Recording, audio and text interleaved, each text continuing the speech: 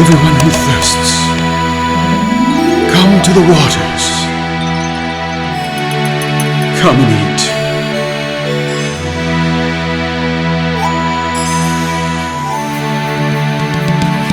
Listen diligently to me, and eat what is good, and let your soul... So this little mini teaching is kind of a show and tell and a rubber meets the road discussion a little bit about one of our Heavenly Father's instructions. And you know, I know there's folks out there that are reading some of these things and wondering, how do we walk this out today? What's the appropriate way to walk out our Father's instructions?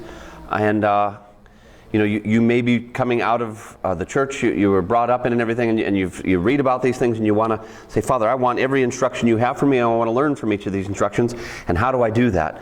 So this is just a simple instructional one. So the end of this week's portion talks about that we're to have tassels on our garments. It's taken from Numbers chapter 15, verse 37. Yahweh said to Moshe, he said, speak to the Israelites and say to them that throughout all your generations to come, so you notice, when does that end?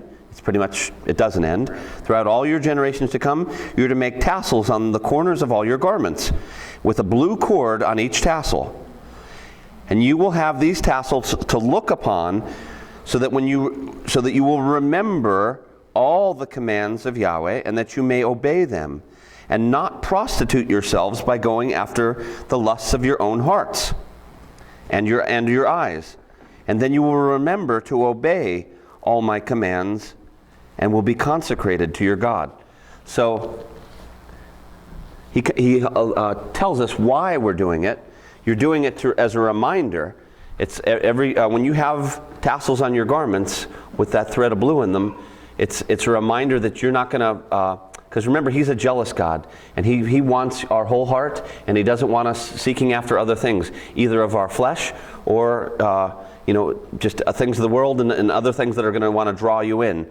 So by asking us to put reminders on our garments, that's a great way to. Now I've heard say too, and I think there's some truth in that especially if a woman you should want your husband to have tassels on his garments, because they're a reminder, so that if he's ever going to want to commit adultery on you, that when he goes to take those pants off, he's got to look at that thread on that garment and remember, oh my gosh, I'm married. I shouldn't be taking these off. That's only for my wife. Yep. The wedding ring is the same kind of thing. When we look on that, it's a reminder, and it's a sign for those around too. A person's married, any other relationships are forbidden. So I wanted to touch about and talk a little bit about what ways do we walk out that command. Now, lots of you who've ever visited a Jewish assembly, you know, you'll see, especially more Orthodox, they leave their talit there in the assembly because they can't carry it with them as a burden. But and then they'll bring them out and put on an extra garment when they're there as a prayer shawl during services, and you say a blessing for putting on your fringes and on your garment, and you know, then usually they'll fold it up after saying their prayers, and it's your own private prayer cloth. Now, this is just one way to fulfill that. They're very steeped in tradition. And so it has to be, you can't look different than your brother. You have to only do it according to the way that your rabbi says you have to do it. You can't have different colors in your talit than everybody else. It's got to all be uniform, and they want everybody looking exactly the same. So this is still a valid way of fulfilling this command. You'll see, though, our Jewish brothers don't have that color blue in there. Most, even though it is starting to get more and more accepted, but they say that theirs are all white because they don't know exactly what color blue. My thinking is, you know, just make it blue. We'll figure that out later. So that's a good question. Why blue? I don't know exactly why he chose blue, but there are a lot of folks that say that's the color heavenward, and so it keeps your mind heavenward rather than so earthly and fleshly. So it is the color, and remember, it talks about the sapphire pavement of his throne room and everything. So it's kind of like you're standing before the king when you look at that and remember that. Yeah. So this is one fulfillment, and it's pretty big, and most of us would have a hard time doing our normal jobs wearing garments like this. But there's a time and a place for it, okay? You'll see, so that would be a much more orthodox way of walking that out. If you go to ones that don't have as strict as standards, they'll make this a little bit smaller. So just for the camera's sake, you notice it's not as, it's just about as wide, but it's nowhere near as broad and everything. So other places, they'll have just a small little prayer shawl like that. So in Hebrew, this is the talit gadol. Gadol is the Hebrew word for large or great. So this is a great talit, and this is more of a smaller talit here. And again, it's there's 4 corners on it, and at each of the corners there's a fringe. And we know our King Yeshua, while he was walking the earth, had his fringes. Remember the woman that had that long bleeding issue? She reached out and touched the fringe of his garment, and she was healed by touching that. We've had a speaker here a few times. He's a Jewish man. He has not accepted Yeshua yet, but he's trying to restore biblical garments to Israel. And his company's name is on here, Beget Ivri. Beget is clothing, and Ivri is Hebrew, so he's making Hebrew clothing. And this is just a nice shirt you can wear over. And he split it at the sides, because they have strict rules on how far it has to be split to be called a 4-cornered garment. And on the corners here, he put the fringes. And Reuben Prager's instrumental in helping to restore that techlet blue back to Israel and back to Yah's people. So this is another easy way to do that. And if you like those kind of garments, it's kind of fun to have some of those for special occasions, for feast days and Sabbaths and everything. And it's a nice, easy way to wear biblical clothing on Sabbath. Okay.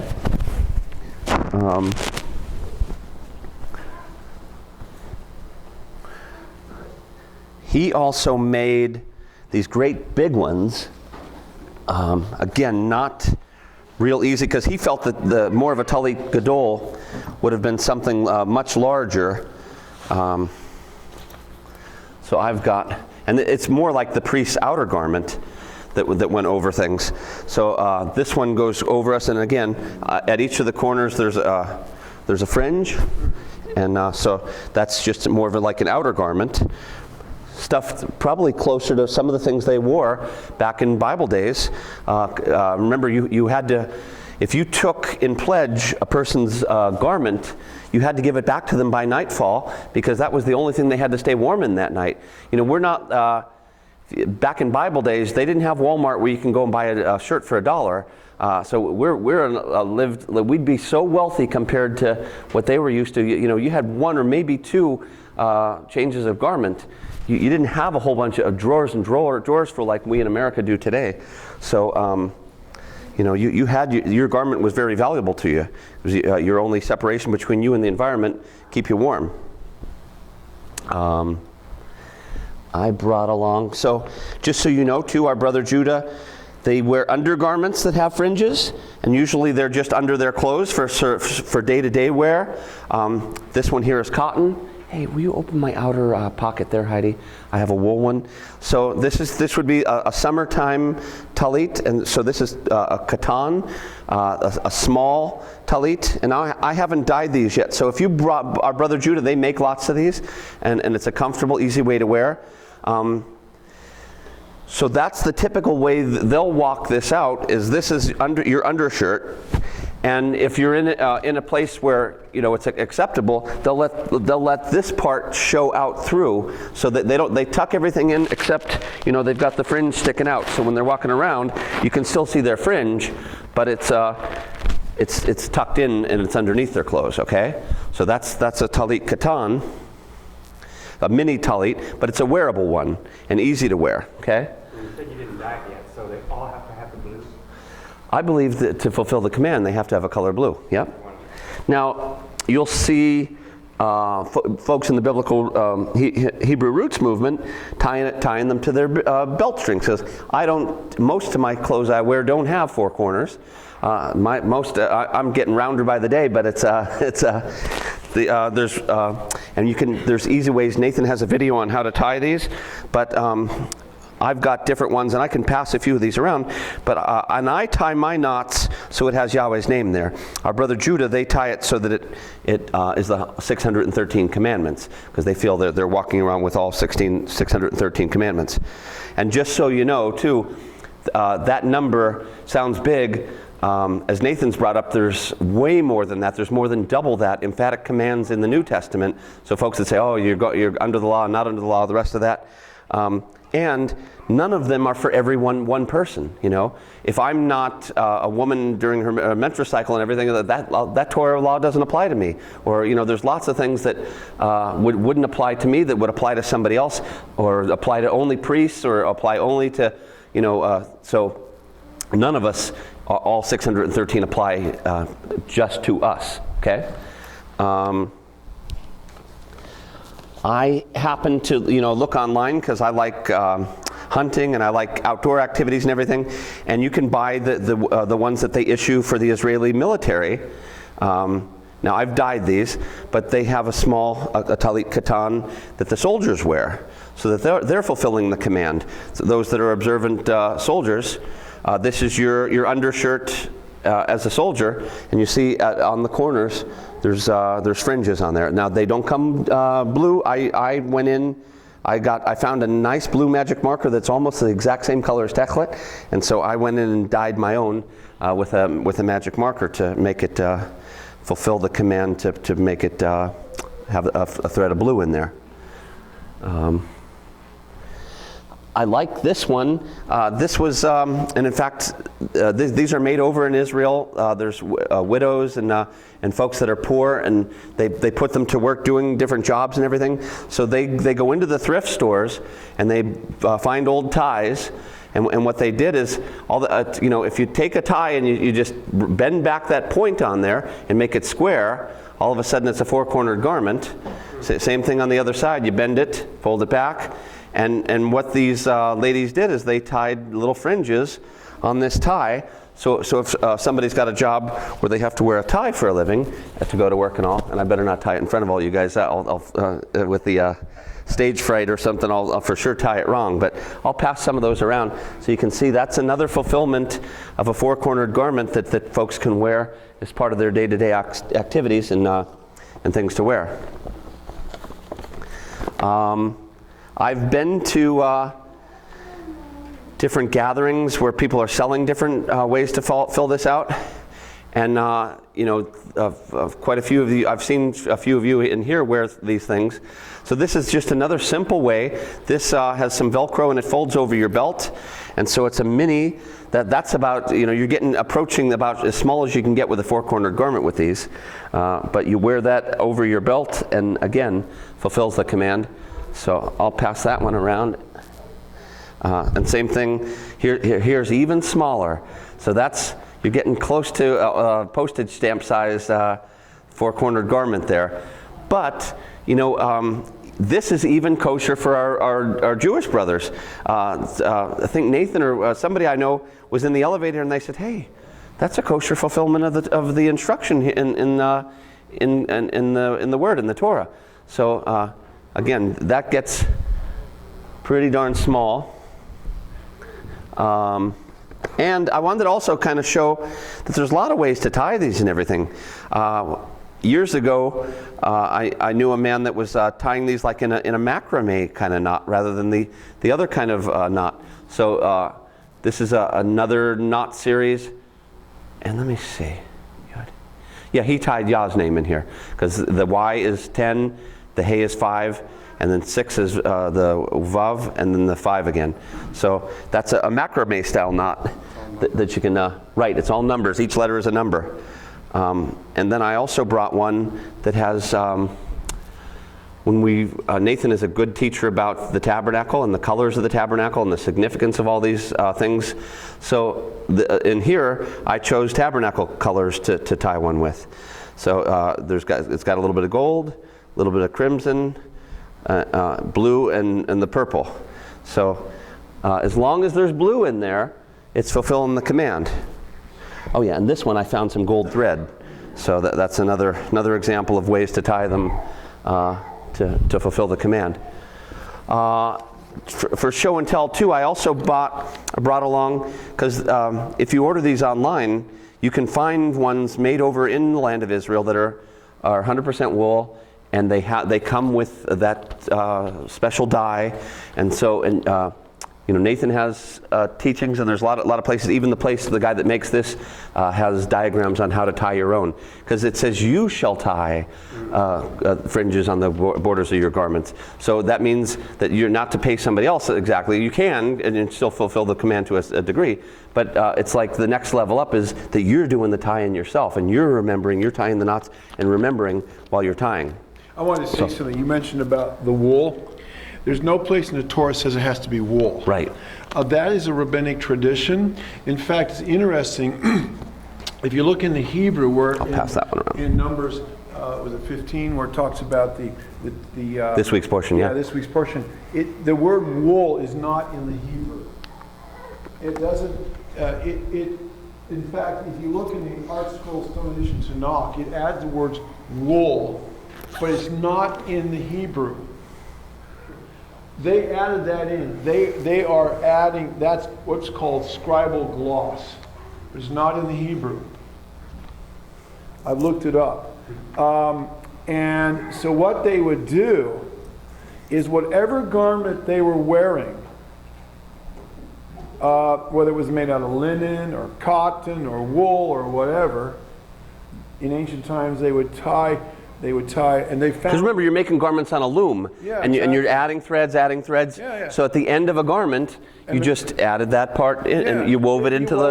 And they have found in one of its museums there in Israel that has artifacts from the Dead Sea, the Qumran community, and with the Dead Sea Scrolls and all that, they have found garments that were woven together and with looms, and they found the blue tekel literally woven in. Now, I don't know what kind of fabric that was, but it's probably whatever fabric they were using. But they don't have to be wool, right? Unless I'm missing something in the Hebrew, it's not there where it has to be wool.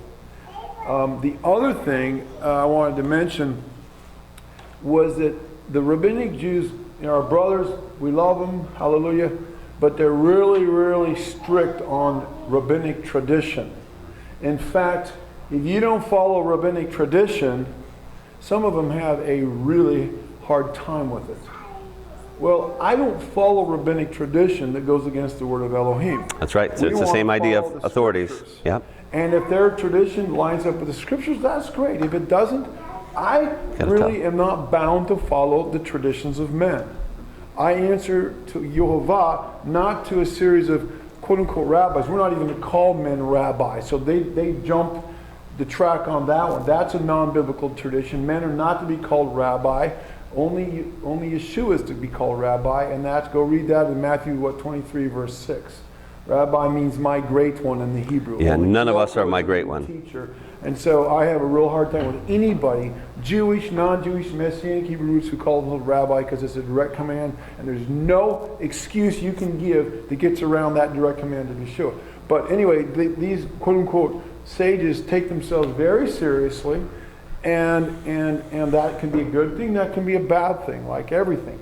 But they have the idea that tzitzits are supposed to be tied exactly a certain way, are supposed to be tied and worn a certain way, and sometimes they will mock and they will criticize those of us that maybe do it differently.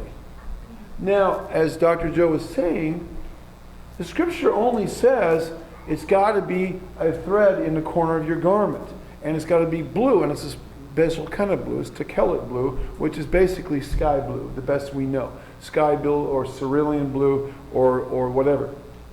But that's what they say.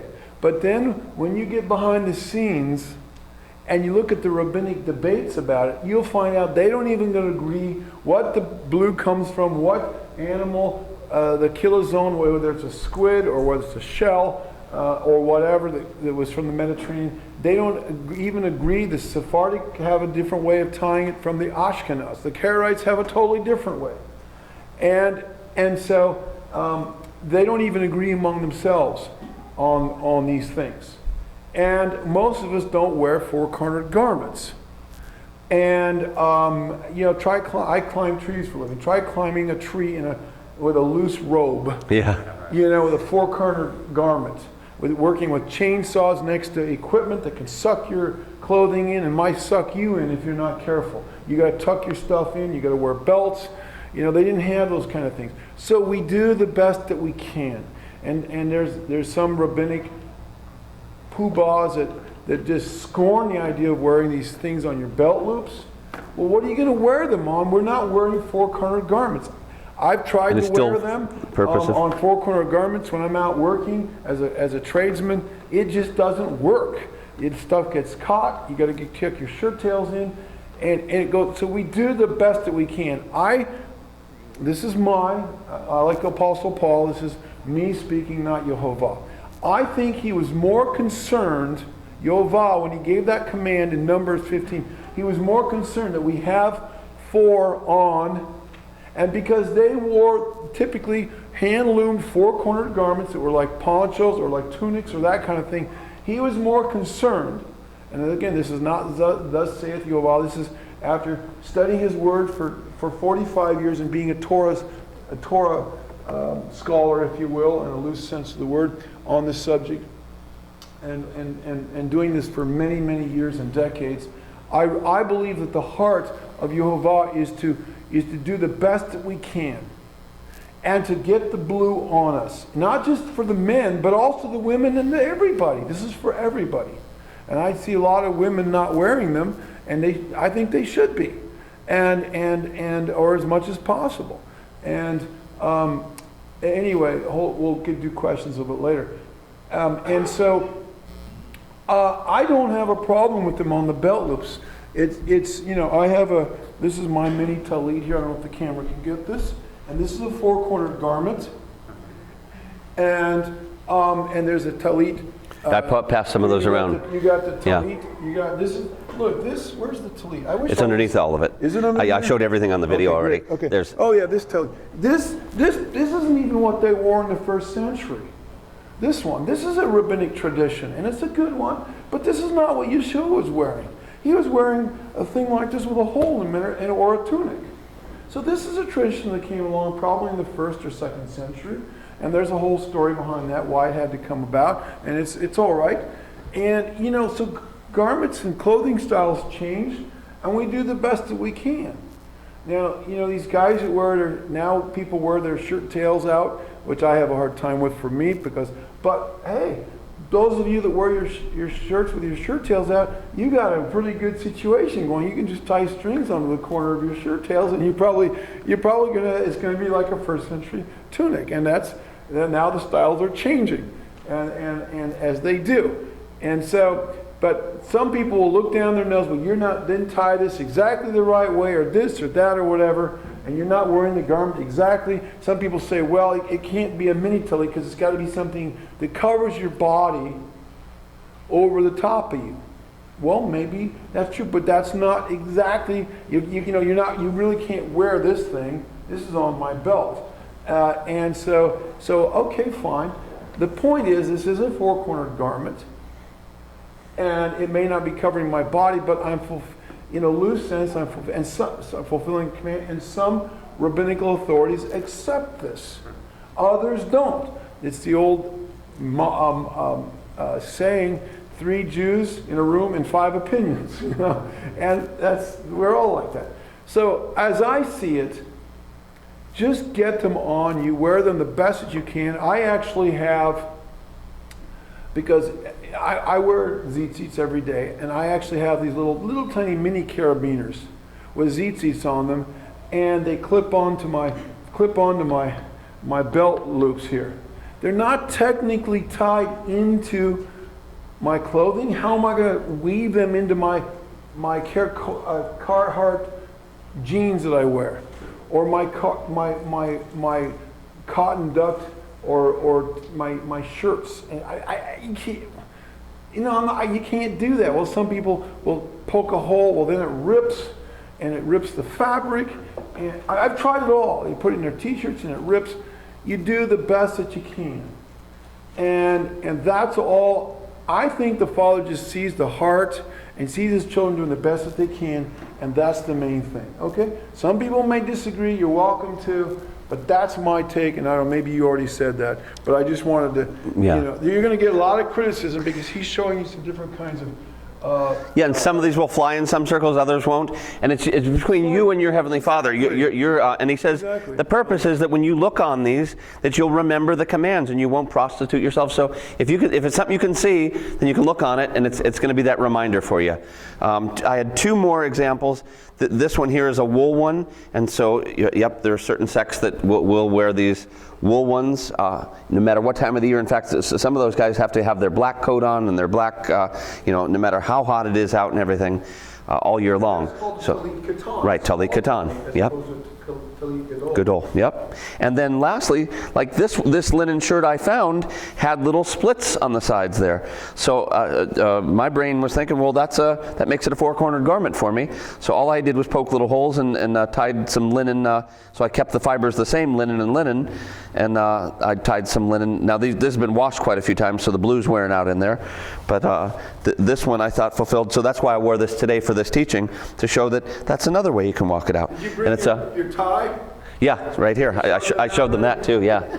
So I think it's all inventive, and it's all a creative way to walk this command out. And I think I like, Brad Scott mentions, he says, look, it's religions that want to make us all like bricks, that you have to look just like the guy next to you looks, and nobody can deviate. And so, if every place you look in Scripture where they made it out of bricks, that was the Tower of Babel, that was, we're not supposed to be exactly like each other. If you look at a beautiful field out in the world, out in nature, there's all kinds of wildflowers growing there. It's only man's fields that we like to have the same kind of things and all. So I think he tells us what to do, and you're faithful to do it. You walk it out, and it's like, wow, isn't that a great way that we should be? There's sometimes when diversity is okay, and it's not against His word, and you're walking it out according to as you see fit, and it's going to remind you just what the purpose of the command is, as a reminder, and that's the important thing. So it's letting go of the rest of the stuff, because remember, His altar had to be made with unhewn stones that chisel could have never touched them. That they're just as they're made, and every rock out there is unique and different than every other rock around it. So. That's how Yah builds things, and He's building up His temple with us. We're the stones He's using, and so we're going to look different from each other, and we do. There's no people, unless you're an identical twin, and even then there's, whatever. But okay. Seek the Lord while He may be found. Call upon His name. He's near, He's near, He's near. Yeshu Hashem Behir Matzov Kerabu Yoto Karov, Karov Yasov Rasha Darko Meishavim Shevotav Yashovel Ad Hashem Ki Arbe Is Yeshu Hashem Behim Matzo Kerahu Yota Karov, Karov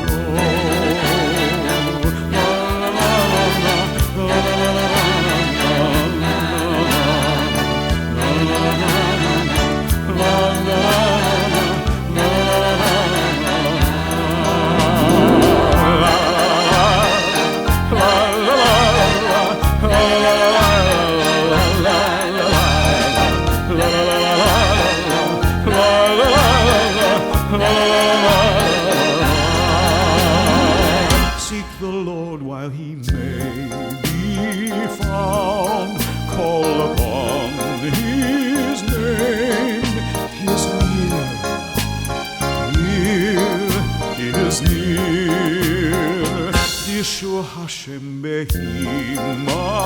zu